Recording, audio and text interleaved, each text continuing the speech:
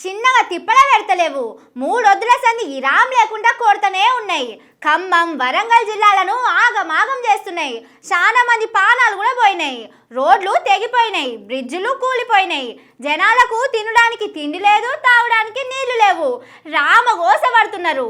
మొన్న రాత్రి సంధి జనాలు పరేషాన్ అవుతుంటే సర్కార్ వాళ్ళు ఇవాళ నిద్రలకు వెళ్ళి లేచిండ్రు. అటెనక ఏం చేసిండ్రో చూడుండ్రి. పక్క రాష్ట్రంలో గురువు రికాం లేకుండా తిరుగుతుందని పోయిండో, జనాల తిప్పలు అరుచుకుందామని పోయిండో గాని రేవంత్ సారి అలా పగటాలకు బయలుదేరి ఖమ్మం పోయిండుల్లా.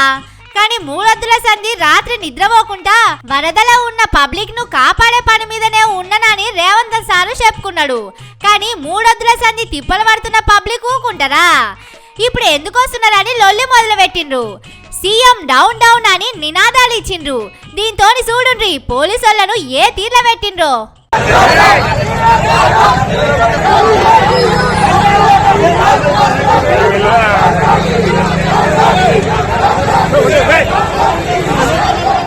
తిప్పలు పడుతున్నప్పుడు మంత్రులు రాలే, ఎమ్మెల్యేలు రాలే, ఆఫీసర్లు కూడా రాలే.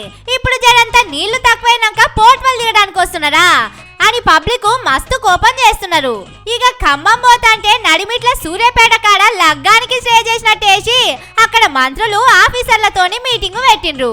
దానికి మొదలు పొద్దుగాల హైదరాబాద్ లో మీటింగ్ పెట్టిండు.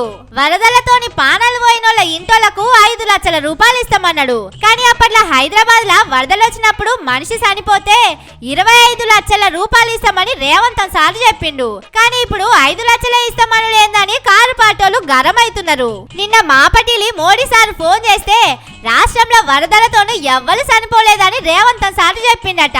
కానీ ఇయాలనేమో చనిపోయిన వాళ్లకు 5 లక్షలు ఇస్తామని అంటున్నాడు. ఇది చూసిన వాళ్ళు సార్కు మాట మీద నిగురం ఉండదా అని నవ్వుకుంటున్నారు. వరదలతోని సాగు నోట్లు తలకాయ పెట్టొచ్చినప్పుడు సర్కారు వాళ్ళు పట్టించుకోలే. మరి ఇప్పుడన్నా వాళ్ళకేమైనా సాయం చేస్తారో లేకపోతే నీళ్ళొచ్చే జాగల ఇండ్లెందుకు కట్టుకున్నారా అని బుల్డోజర్లు పంపి కూల కొడతారో చూడాలి. ఎందుకంటే రేవంత్ సారు చాలా పట్టుదల ఉన్న మనిషి.